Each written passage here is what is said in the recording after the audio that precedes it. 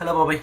మ్మ్, మ్యాటర్లోకి వెళ్దాం. ఫస్ట్ అయితే నేను ఒక డీసెంట్ మూవీ నేను చూసిన ఒక రిడెంప్షన్ ఆఫ్ సినిమా అనే దాని గురించి మాట్లాడుకుందాం అనుకుంటున్నాను ఇవాళ. సో ఆ సినిమా పేరు త్రివిక్రమ్ ఎన్టీఆర్ కాంబోలో ఫస్ట్ టైము ఒక సినిమా రిలీజ్ కాబోతుందని తెలిసింది. ప్రతి ఒక్కరు దారుణమైన ఎక్స్పెక్టేషన్స్ పెట్టున్నారు. ఫ్యామిలీ అందరూ రైటింగ్ ఎన్టీఆర్ యాక్టింగ్ మామూలుగా ఉండదు. నా దృష్టిలో ఆ సినిమాలో ఏమేమి కీ పాయింట్స్ ఉన్నాయి, నా 30 మినిట్స్లో విధ్వంసం చూపించిన సినిమా, ఒక రేంజ్ ఆఫ్ సినిమా డైలాగ్స్ వేస్లో మార్చేసిన సినిమా ఇది అరవింద సమేత. తెలిసిందే కదా అందరికీ. దీని గురించి ఫుల్ డీటెయిల్గా మాట్లాడుకుందాం. Every bit of frame, dialogue, movie, it's something we cannot imagine. ఆ సినిమాలో ఇలా వచ్చి నిన్ను వెంటాడేది చావు అంటూ ఒక డైలాగ్ స్టార్ట్ అవుతుంది కదా, అయిపోయింది. ఎవడు అనుకోడు ఓకే ఒక డైలాగ్లో మాస్ వార్నింగ్ ఫోన్లో ఇలాంటిది ఒకటి ఉంటుంది అనే ఐడియా కూడా ఎవడికి వచ్చి ఉండదు. ఆ రేంజ్లో వచ్చిన ఒక మాస్. ఓకే, మాస్ అంటే ఇలా కూడా ఉంటుందా అని కొంతమంది చూపించింది సీన్ అది. సో ఇన్ డీటెయిల్గా మనం మాట్లాడుకుందాం. ఎవ్రీ ఫ్రేమ్ ఎక్కడి నుంచి స్టార్ట్ అవుతుంది ఏంటి అనేది. సో సినిమా గురించి మాట్లాడడం స్టార్ట్ చేస్తే ఫస్ట్ మన హీరో ట్రైన్ జర్నీలో స్టార్ట్ అయ్యి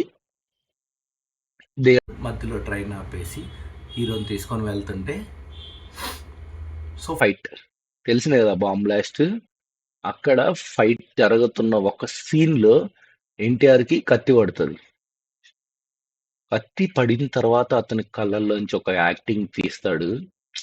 ఒక పక్క పెయిన్, ఇంకొక పక్క ఫాదర్ని మావయ్యని కాల్చి చంపేశారనే కోపం. అతనికి తెలియకుండా ఒక రుద్ర తాండవం చేయడానికి రెడీ అవుతున్నాడు. సో అలా కొట్టి ఆ కత్తిని ఇంచేసి చేతికి కట్టేసి చేస్తాడు ఫైట్ సీన్. ఒక్కొక్క ఫ్రేమ్లో ఆ యాక్టింగ్ విజువల్స్ ఉంటాయి. ఒక పక్క ఫైట్ కోపంతో, ఇంకో పక్క బాధ, రెండు చూపిస్తూ ఫైట్ చేయాలి అక్కడ. శివతాండవం అంటే అలాగే ఉంటది. రుద్రము ఇది రెండు కలిపి చేస్తారు కదా, ఆ రేంజ్ ఆఫ్ ఫైట్ సీక్వెన్స్ అది. ఒక చేత్తో ఆపడం, ఈ సీన్స్ అనేటివి ఇలా స్టార్ట్ అవుతాయి.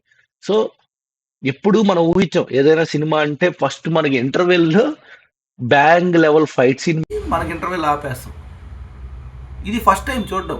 ఒక ఫైట్ సీన్ ముందర పెట్టేసి సినిమా స్టోరీ స్టార్ట్ అవుతుంది. యుద్ధం తర్వాత సీక్వెన్స్ ఎలా ఉంటుందనే చూపించడం Trivikram style of story. I was done with my style.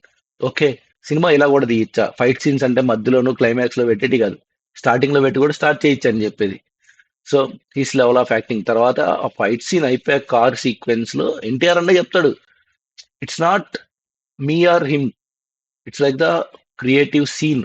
అది త్రివిక్రమ్ గారు రాసిన సీన్. అది ఒక పక్క నాన్న చనిపోయి ఉన్నాడు, జాగ్రత్తగా ఇంటికి తీసుకెళ్ళాలి, మామయ్య చనిపోయి ఉన్నాడు, సమాధానం చెప్పాలి. ఈ సీక్వెన్స్లో అన్న యాక్టింగ్ చేస్తాడు. డైలాగ్ లేకుండా ఎక్స్ప్రెషన్ ఐస్తో చేసిన యాక్టింగ్ అది. It's not that easy to do. ఎందుకంటే కళ్ళతో చాలా కదిలించగలం. నేను ఎక్కడో మన సందీప్ చెప్పాడు అనుకుంటా, అతను చెప్పినప్పుడు విన్నా, మనం ఫోన్స్ ఇవేమి లేకుండా ఉంటే కన్వర్జేషన్ చాలా చేయొచ్చు అన్నారు. ఇక్కడ మాటలు లేకుండానే ఇంత కన్వర్జేషన్ చేశాడు ఐస్తో. ఓకే, యాక్టింగ్ అంటే ఇలా ఉంటుంది, ఇలా చేయాలనే ఒక స్టోరీ లైన్ వచ్చిన సినిమా అది. దాని తర్వాత సీక్వెన్స్ అంతా మీకు తెలిసింది. సో హీరో వస్తాడు, చేంజ్ చేయాలనుకుంటాడు, వెళ్ళిపోతాడు. సో యుద్ధాన్ని ఆపేసి అక్కడ ప్రశాంతతను తీసుకురావాలనుకునే దాంట్లో స్టోరీ స్టార్ట్ అయ్యి హీరో వెతకడానికి వెళ్తాడు ఒక పాయింట్లో. అక్కడ హీరోయిన్ మీట్.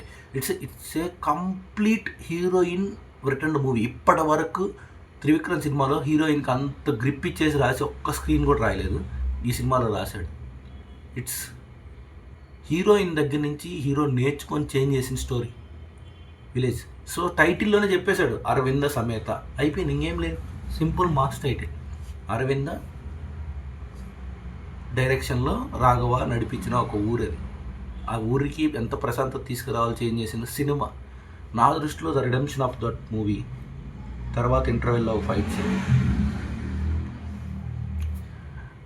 ఒక్క షాట్ మనోడు అలా కనపడంగానే సప్పని వచ్చేసి తొడకి కత్తి పోస్తాడు, చూసావా? That's the movie for me, that's the movie. అంతే, అయిపోయింది. ఇంకా ఎన్టీఆర్ డైలాగ్ విషయానికి వస్తే క్లైమాక్స్, సారీ అంటే అవతల చెప్పించుకునేవాడికి కూడా అర్హత ఉండాలి అని చూపించిన సినిమా. ఎవడ పడితే ఆడి సారీ చెప్తే సారీ విలువ పోతుంది.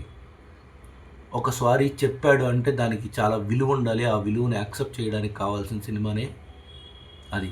ఇంకా జగపతి బాబు అంటారా, జగపతి బాబు గారు is like phenomenal actor in negative shades. మనము అతన్ని పాజిటివ్ సైడ్ ఫ్యామిలీ మూవీస్ తీస్తున్నప్పుడు చూసాం, కానీ is something beyond in negative shade. ఆ ఆరా అనేది తీసుకొస్తున్నాడు విలనిజానికి. That's the kind of him in that movie. నా దృష్టిలో Aravinda Sametha is a peak mass element movie with creative writings. That's beyond your expectations. క్లైమాక్స్లో ఎవడు అనుకోడు, క్లైమాక్స్లో హీరో వచ్చేసి ఒక లేడీకి ఎలివేషన్ ఇచ్చేసి పెద్దమ్మ తల్లి సాంగ్, విలన్ని చంపిన తర్వాత ఇలాంటి ఒక సాంగ్ పెట్టి క్లైమాక్స్ క్లోజ్ చేయొచ్చని ఎవడకు ఎక్స్పెక్ట్ చేయలేదు. ఆ రేంజ్ ఆఫ్ రైటింగ్ ఉంది ఆ సినిమాలో. That's the kind of movie for me Aravinda Sametha. Aravinda Sametha is the beyond your expectations. నా దృష్టిలో నాకు ఎప్పుడు లో పాయింట్ అనిపించిన అందులో ఉండే డైలాగ్స్, సినిమా తీసిన విధానం, మాటలు, ప్రతిదీ ఇంటర్లింక్ టు యువర్ లైఫ్ అన్నట్టు ఉంటుంది. ఆ సినిమా చూసిన ప్రతిసారి okay I get motivated. That's the సినిమా for me Aravinda Sametha. A return book with mass elements, creative writings, with heart of a story of Trivikram. He want to redemption in self. Trivikram తన్ని తాను మార్చుకొని తీసిన సినిమా Aravinda Sametha. So that's the tag line for me. So NTR is beyond on that. Thaman ఒక రుద్రతాండవం చూపించాడు మ్యూజిక్లో. Okay, so మీకు ఎలా అనిపించింది ఈ సినిమా? మీ ఒపీనియన్ ఏంటో మీరు షేర్ చేయండి నాకు కామెంట్ సెక్షన్లో. That's my story line, Aravinda Sametha, A peak NTR movie.